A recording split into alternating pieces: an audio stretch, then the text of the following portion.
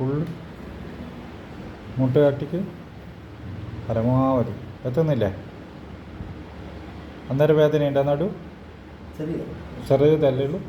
അതായത് ചിലപ്പോൾ മുട്ട് തട്ടാൻ ചില ദിവസം ചില സമയത്ത് ഈ പറയുന്ന കുറ്റം വരുമ്പോൾ പോകില്ല. ഒന്നും കൂടി നോക്കാം, ഒന്നും കൂടി ശ്വാസം എടുത്തിട്ട് തന്നെ ബ്രീത്ത് എടുക്കുക.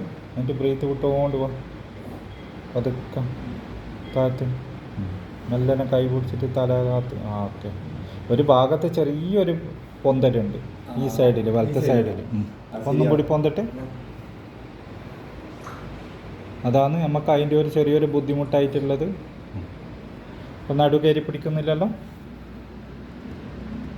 ഇതാ ഒന്നും കൂടി ചെയ്താൽ നല്ലോണം ഫുള്ളായിട്ട് ശ്വാസം എടുക്കുക. ശ്വാസം വിട്ടുകൊണ്ട് ഫുള്ളായിട്ട് നല്ലോണം ഒന്ന് പരമാവധി.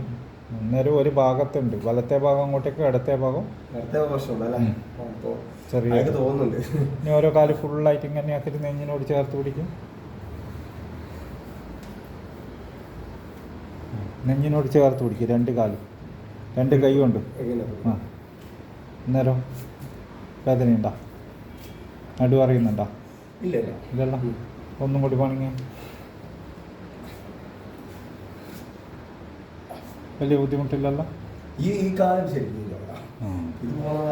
എന്ത് കളിക്കുമ്പോൾ ചില രോഗം കളിക്കുമ്പോൾ ഈ കാലിന് അത് ആ കാലിന് വെരിക്കോസിൻ്റെ കൂടുതലുള്ളതുകൊണ്ടാണ്. അതിനൊരു കനം കൂടുതലുമാണ്, അതിന് കൃത്യമായ സർക്കുലേഷൻ ഇല്ല. അതുകൊണ്ടാണ് ആ കാലിന് വെയിറ്റ് കൂടും. ആ ഇത് 5 കിലോ വെയിറ്റ് ഉണ്ടെങ്കിൽ മറ്റേത് ഒരു 8 കിലോ വെയിറ്റ് തോന്നും.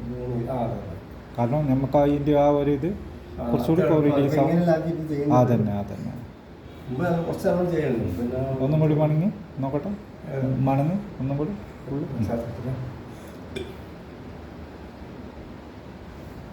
അന്നേരം ഒരു ഭാഗത്താണ് നിങ്ങളെ കൈ അടക്കാൻ പോകുന്നു. വലത്തെ കൈ കുറച്ചുകൂടി അങ്ങോട്ട് പോകുന്നുണ്ട്, ഇടത്തെ കൈ കുറച്ച് അങ്ങനെ ഫുള്ള് വരുന്നില്ല. ഇച്ചിരി കൂടി കൈയിൻ്റെ പണിയുണ്ട്. ഉണ്ട് ഉണ്ടോ? വലത്തെ കൈ അങ്ങ് പോകുന്നുണ്ട്, ഇടത്തെ കൈ കുറച്ചാണ് വരുന്നത്. അതിന് ആ ഒരു ഭാഗത്തേക്ക് നമ്മളെ കടപ്പിൻ്റെ ബുദ്ധിമുട്ടുകൾ ഉണ്ട് കേട്ടോ. ഇത്